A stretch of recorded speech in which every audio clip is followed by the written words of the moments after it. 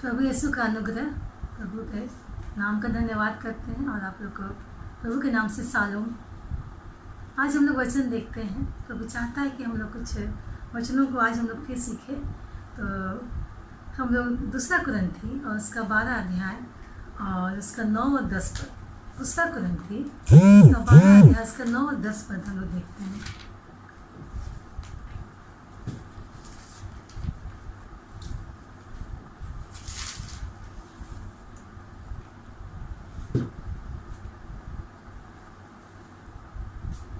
उसमें इस प्रकार लिखा हुआ है, पर उसने मुझसे कहा, मेरा अनुग्रह तेरे लिए बहुत है, क्योंकि मेरी सामर्थ निर्बलता में सिद्ध होती है। इसलिए मैं बड़े आनंद से अपनी निर्बलताओं पर घमंड करूँगा कि मसीह की सामर्थ मुझ पर छाया करती रहे। इस कारण मैं मसीह के लिए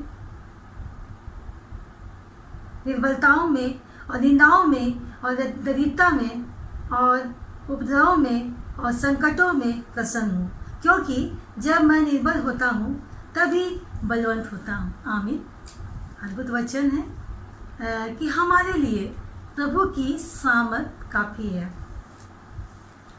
जब हम अपनी कमजोरी को स्मरण करते हैं तो हमारे शरीर में एक चुभन होती है, कांटे की तरह एक चुभन होती है, हमें कष्ट होता है, हमें तकलीफ होती है। और हम उस समय जब हमारे कमजोरी को जब स्मरण करते हैं, अपने शारीरिक कमजोरियों को, तो हमें एक पीड़ा का अनुभव होता है। और कई वचनों के द्वारा यह स्पष्ट किया गया है कि इस जीवन में प्रलोभन, विरोध, लाइलाज बीमारियां जैसे बहुत सारी बीमारियां हैं जिसको हम लोग जानते हैं, जो लाइलाज है, जैसे मलेरिया, सिर दर्द, मिर्गी, और जैसे अभी हमारा हम लोग कोरोना काल में जी रहे हैं, तो ये कोरोना काल भी हमारे लिए एक शारीरिक कमजोरी के रूप में आती है।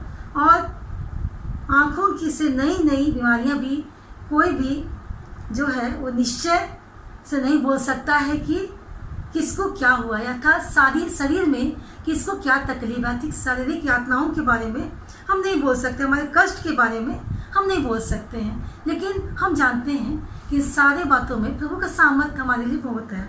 हम पहला कुरिन्थी उसका 5 अध्याय का हम 5 पद को पढ़ते हैं तो उसमें हमें मिलता है, पहला कुरिन्थी 5 अध्याय का 5 पद, शरीर के विनाश के लिए शैतान को सौंपा जाए, ताकि उसकी आत्मा प्रभु यीशु के दिन में उद्धार पाए। जी हाँ, शरीर की जो भी बातें हैं, शैतान अगर हमारे लिए वो हमारे कष्ट देता है तो उसकी ओर से है, ताकि उसमें मजबूत होकर के हम प्रभु यीशु के उद्धार को हम पा सकें। एक और वचन हम देखेंगे, पहला कुरिन्थी 10 अध्याय का 10 पद,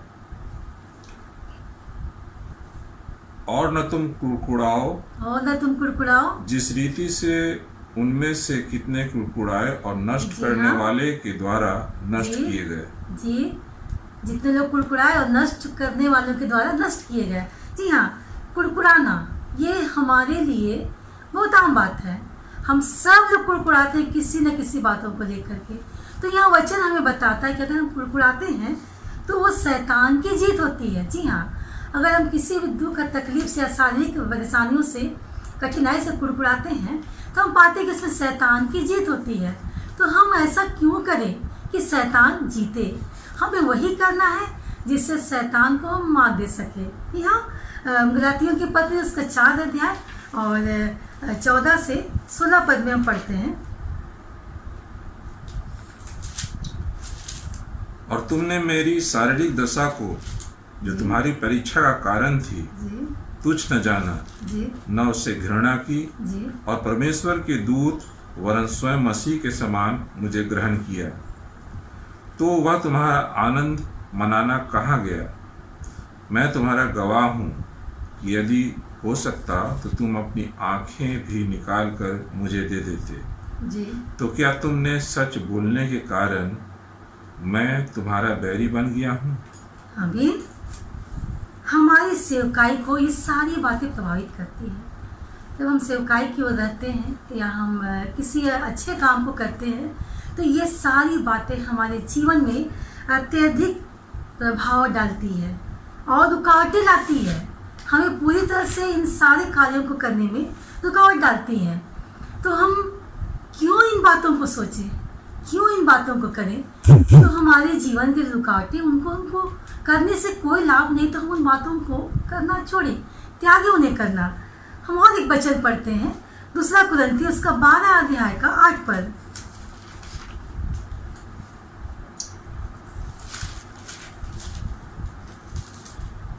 इसके विषय में मैंने प्रभु से 3 बार विनती की कि मुझसे वह दूर हो जाए, कि वह मुझसे दूर हो जाए। यह पौलुस हमें बड़ा स्पष्ट रूप से हमारी दुर्बलताओं के विषय में बता रहा है कि किस प्रकार वो बार बार वो प्रार्थना कर रहा था। जी हाँ, बार बार पौलुस प्रार्थना कर रहा था कि ये सारी दुर्बलताएं जो हमारे जीवन में हो रही हैं, हमें हर तरह से हमें परेशानियों में डाल रही है, उससे हम प्रभु से बात करें। तो प्रभु से बार बार बात करता है कि सारी जो निर्बलताएं हैं वो हमारे शरीर से दूर हो जाए या हमारे जीवन से दूर हो जाए, ताकि हमारा जो सेवा है, हमारी जो सेवकाई है, हमारे जीवन की जो दिनचर्या है या हमारे जीने की शैली है, उसमें हम पूरी तरह से हम प्रभु को समर्पित जीवन को हम आगे बढ़ने पाए। हम 2 कुरिन्थियों उसका 4 अध्याय का हम 7 पद देखते हैं। उसमें लिखा हुआ है, परंतु हमारे पास वह धन मिट्टी के बर्तनों में रखा है कि वह असीम सामर्थ हमारी ओर से नहीं वरन परमेश्वर ही की ओर से ठहरे। अर्थात यहाँ पर हमारा धन अर्थात हमारा परमेश्वर का जो सामर्थ्य, जो अनुग्रह है, जी हाँ, उसके विषय में है कि हमारा धन मिट्टी के बर्तन में रखा। मिट्टी का बर्तन हम लोग जानते हैं कि कितना कमज़ोर होता है। अगर हम जरा सा उसको ठेस डालते हैं या किसी चीज़ से टकराते हैं तो हम देखते हैं कि वो टूट करके नष्ट हो जाता है, वो टूट के समाप्त चूर चूर हो जाता है। यहाँ पर हमें वचन बता रहा है कि इसी प्रकार परमेश्वर का सामर्थ है हमारे जीवन में, उस सामर्थ को हमको पाना है। और अगर वो मिट्टी के बर्तन का मतलब कि प्रभु अगर हमारे साथ है, उसकी सामर्थ हमारे साथ है, तो वो जो मिट्टी का बर्तन है, वो सामर्थ जो हमारे जीवन से वो कभी नहीं जाने वाला है। तो ये मिट्टी के बर्तन रूपी सामर्थ को परमेश्वर संभालता है, हमारे संभालता है। अद्भुत वचन है ना कि किस प्रकार मनुष्य है जो अपनी निर्बलताओं में भी एक बेहतर कामों को करता है, बेहतर प्रदर्शन को करता है, उन निर्बलताओं को घबराता नहीं है। हालांकि वो मिट्टी के समान मिट्टी के बर्तन में रखा हुआ बात है, लेकिन हम लोग को प्रभु के सामर्थ के द्वारा हम उसके द्वारा उस निर्बलताओं को जीत जाते हैं, उसको हम जीत हासिल कर लेते हैं और हम अपने सेवा के कार्य का हम प्रदर्शन बहुत भली भांति करते हैं। हम 2 कुरिन्थियों उसका 10 अध्याय का और 17 पद, उसमें लिखा हुआ है, परंतु जो घमंड करे वो प्रभु पर घमंड करे। जो घमंड करे वो प्रभु पर घमंड करे। आमीन। सचमुच में सिर्फ हमें परमेश्वर पर ही घमंड करना, अन्य कोई बातों पर नहीं। मैंने बार बार इस बात को मैंने आप लोगों से शेयर किया है, आप लोगों के साथ चर्चा किया है कि ना आकाश में ना पृथ्वी में कोई दूसरा नाम नहीं है। जी हाँ, तो हमें प्रभु के नाम का घमंड करना चाहिए। और पिछले वचन हम लोगों ने सीखा था कि प्रभु के धन्यवाद के बारे में, कि प्रभु का धन्यवाद क्यों करना चाहिए। जी हाँ, इसलिए मैं इस घमंड के बारे में बताती हूँ कि हमें प्रभु का नाम का घमंड करना जरूरी है। जी हाँ, हमें प्रभु के नाम का घमंड करना चाहिए। हम व्यवस्था विवरण उसका 32 अध्याय और 12 पद में पढ़ते हैं कि क्या वचन हमें बताता है। उसका 32 व्यवस्था विवरण 32 अध्याय का 12 पद। यहोवा अकेला ही उसकी अगुवाई करता रहा और उसके संग कोई पराया देवता न था। जी, व्यवस्था विवरण 32 अध्याय उसका 12 पद। जी, यहोवा अकेला ही उसकी अगुवाई करता रहा और उसके संग कोई पराया देवता नहीं था। जी हाँ, यहाँ पर हम इस्राएलियों के विषय में भी देखते हैं यहाँ पर किस प्रकार परमेश्वर मूसा के साथ रहा और उसके कार्यों को पूरा किया जो प्रभु चाहता था कि वो लोग बनवाई से छुड़ाए जाए, गुलामी के जीवन से, दासवत के जीवन से, और वो अकेला वो मूसा के संग रह करके उनकी अगुवाई करता रहा। ये प्रभु है वहाँ भी प्रभु का सामर्थ काम कर रहा था। जी हाँ, मूसा के द्वारा। और अद्भुत बातें हैं हमारे वचन में। हम 119 भजन को देखते हैं, भजन संहिता, और 119 अध्याय का हम उसका 67 पद देखेंगे। 119 का 67 पद। उससे पहले कि मैं दुखित हुआ, मैं भटकता था, परंतु अब मैं तेरे वचन को मानता हूँ। परंतु अब मैं तेरे वचन को मानता हूँ। जी हाँ, आमीन। अद्भुत बातें हैं। प्रभु क्या करता है कि हम चाहे कहीं भी रहें, हम किसी और भी क्यों न जाएं, लेकिन प्रभु जानता है कि हमारे लिए क्या आवश्यक है। जी हाँ, अगर उनकी बातों को हम पढ़ते हैं, प्रभु के अद्भुत वचनों को हम पढ़ते हैं, तो हम पाते हैं कि प्रभु हमेशा हमारी अगुवाई करता है इस पवित्र शास्त्र के वचनों के द्वारा।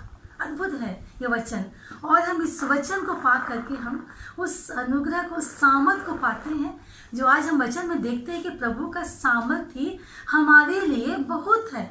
बहुत मतलब बहुत है। जी हाँ, हम उसके वचन के साथ निरंतर बने रहने पाए, हम सीखें उसके वचनों के अनुसार कि वचन हमसे क्या बात करता है।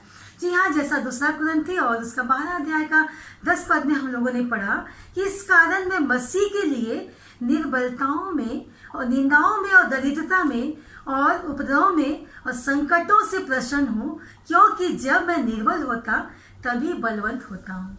स्पष्ट वचन यहाँ पौलुस लिखता है, पौलुस लिख रहा है कि जब हमारे जीवन में निर्बलताएं आती है, दुख आती है, विपत्तियाँ आती हैं और निंदाएं आती हैं, हमारे अंदर दरिद्रता आती है हमारे जीवन में, और संकट और मुसीबत आती है, तब हम प्रभु की ओर और बलवंत होते हैं, अर्थात ताकतवर हो जाते हैं। प्रभु के सामर्थ के द्वारा ताकत मिलता है। तो हमें आज चाहिए कि इन सारी बातों से हमारे जीवन में जो कुछ घटित होती है, हमें स्थिरता रहना, हमें स्थिर रहना है। हमें अपने मन को विचलित नहीं करना है, ना हमें घबराना है, ना हमें कोसना है, ना कोई बात, ताकि शैतान की जीत होने नहीं देना है। पर हमें इस सारे बातों को, हमको प्रभु का आनंद मान के उसके सामर्थ को याद करके उसमें हम और भी बलवंत बनते जाएं, प्रभु में बलवंत बनते जाएं, ताकि प्रभु उन सामर्थ के द्वारा हमारे जीवन में वो अद्भुत बातों को करने पाए। प्रभु चाहता है कि हम प्रभु में मजबूती लाएं। इन सारी परेशानियों से अभी हमारे पास में जो अभी कोरोना के महाकाल में हम लोग जी रहे हैं, और ये हमारे लिए बहुत दुखद घटना है, ये दुखद बात है, हमारे जीवन में हो रही सारी बातें।